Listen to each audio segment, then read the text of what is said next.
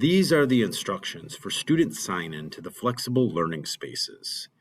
Once your teacher gives you permission to visit one of the learning spaces, either on the first floor or on the third floor, make your way to the space they have assigned you to work at.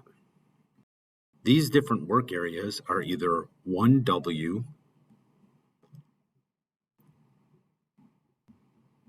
or 3E on the third floor. These are silent zones. There is no talking in this work zone, and all work should be done individually.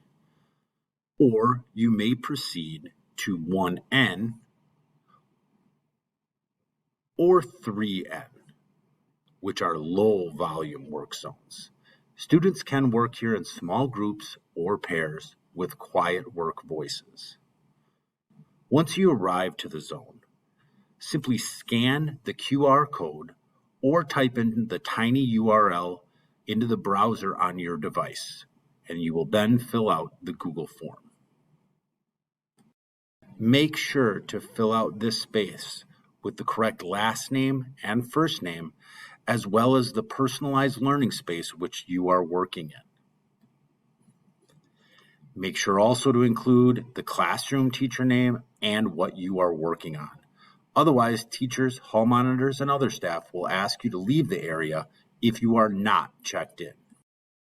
Thank you for your cooperation to make these learning spaces a success at Park Center.